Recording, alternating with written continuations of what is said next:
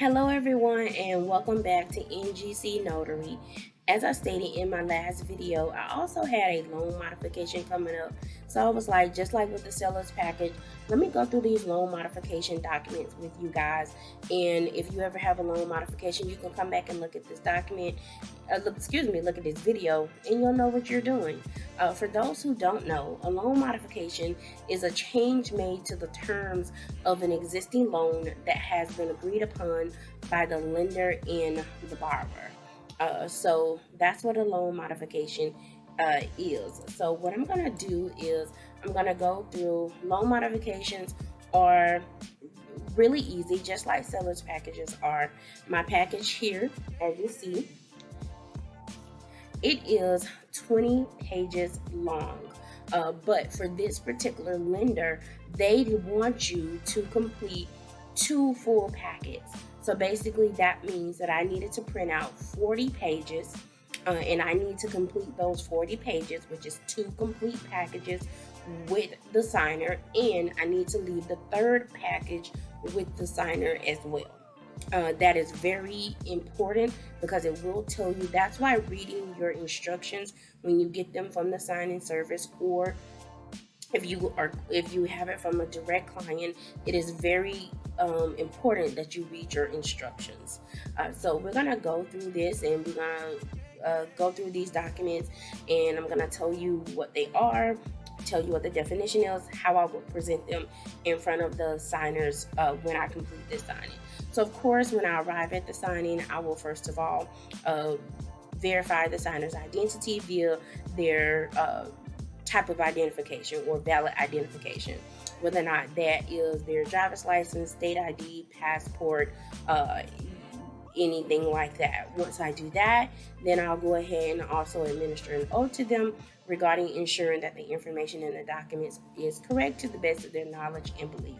Once they state that information is correct, then I will provide them my instructions. I usually say what I'm going to do is go over, let you know what the document is, let you know where to sign, and then we'll go from there. They usually say okay or I understand, and then we get started. So now that we went through those pleasantries, let's get started. So these first 3 pages here are instructions for the signer. There are instructions for the signer regarding their loan modification amount, what they're going to be doing, and what happens from here after the documents have been signed, sealed, and delivered to them. So we don't need to sign anything here, neither does the signers, so we can just continue on from here. These next 2 pages are instructions for me. There are instructions for the notary. It lets me know that I need to get a copy of the signer's ID, valid identification. It lets me know what color ink to use. It lets me know that the signers need to sign exactly the way their name is listed on the documents. It lets me know what to do with the documents after I have completed them, and I do have scan backs on them.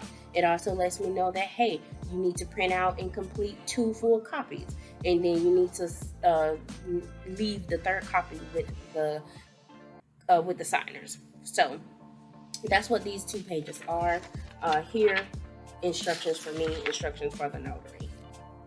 Next, we have what's called the partial claim promissory note.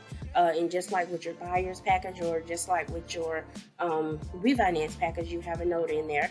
This is the same thing. It's basically their promise to pay. It's telling them the date, their address. It's telling them how much that they're going to be, how much this loan modification is for, and it's telling them the maturity date and basically when they need to have this paid by. It also gives them the other information, any type of waivers, their promise to pay, things like that. There are 2 signers, so there are 2 signers, so therefore the signers would sign and date. There is nowhere for me to notarize, so therefore we will move on to the next document. The next document is a compliance agreement. Basically, it's just stating that the signers agree to comply with the terms and conditions of this loan modification. If they agree, then they can sign and date. There's nowhere for me to notarize, and then we'll move on to the next document. The next document, which is 6 pages, is called a partial claim mortgage. And basically, a partial claim mortgage is an interest-free loan from HUD or the Department of Housing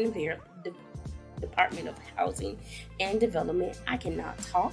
To get caught up on overdue payments. And basically, it provides the same information that the partial claim promissory note does. It gives them the date that we're completing this, the name of the borrowers, their address, who is going to be the lender or beneficiary of the loan modification agreement, and where the address is located, which county, and it also has their parcel ID number, and it also has the legal description of their property. Then, like I stated, there's 6 pages. They can go over these documents if they would like to go over them. Then on the 4th page, they need to sign and date. And then on the 5th page, I will be notarizing this document, so I would put in my venue, which is the state and the county of where the document is being completed. I will put in whether or not it's being done in front of me, which it will, because it will be physically in my presence. I will put that information, what type of identification they have provided. I will put in all of my information that it asks me for, and then I would stamp my seal on the document in front of the signers there. Page 6 gives them their legal description of the document, and those are those pages for the partial claim mortgage. Next, we have notice of no oral agreements, basically just stating that they have that this is a written agreement between them, and that they're signing this stating, hey, we have a written agreement about the loan modification, and that there are no oral agreements, and that there are no oral agreements between the parties, and that there's only a written agreement. If the signers agree to this, then they will sign and date. There's nowhere for me to notarize, so then we will move on to the next document. Next, we have an errors and omissions agreement, just like what it states. Just like if you had your traditional refinance or your traditional buyer's package, if there's any errors that have been found or anything that's been omitted, then the signers would help them to correct those errors or add that information that has been omitted. If they agree, then they can sign and date. There is nowhere for me to notarize, so we will move on to the next document. The next document gives them the ability to automatically enroll in payment form, so therefore it's debited out of their account or debited off of a credit card or debit card, however often they want them to do that. If the signers don't want to do this, they don't have to. If they want to do it, then they can go ahead and fill it out. What I usually do is that if they don't want to do it, it does have a place where they can say that they're going to take care of this at a later date, and then the customers can sign and date it, and then we can move on from there. So if they want to fill it out, they can. If they don't want to, they don't have to. And that are all the documents. Now, though, that's just one packet of 20 pages. So what I would do is that, like I stated, because they have to have 2 full packages completed, then I will just print out another copy, which I have already done. I just printed this one out just to use for the video. Then I will print out a whole another packet of those 20 pages and do a complete different packet with a complete full packet with another set of documents. And then what I will do is that once that has been done, at the end, I'll go ahead and let them fill out my journal that I came and notarized those documents in front of them.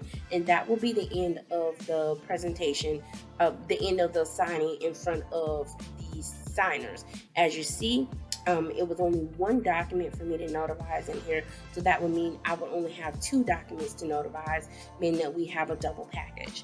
This does require scan backs, so once I leave, I'll come back home, I'll do scan backs, I'll upload that information to to the portal, and once they've informed me yes, everything is okay, then I'll go ahead from there and drop the package off at FedEx.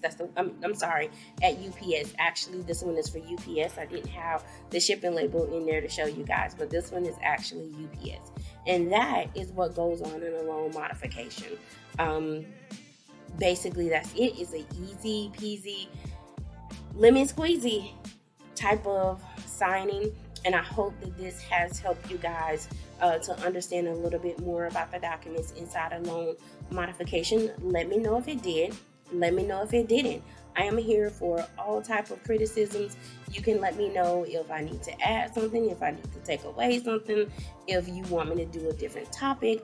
Please let me know down in the comments. Like, comment, subscribe to let me know how you guys are feeling about about the videos that I am doing. But that is it for now. I hope you guys have enjoyed this walkthrough of a loan modification signing, and I hope to see you guys in the next video. Happy stamping and signing.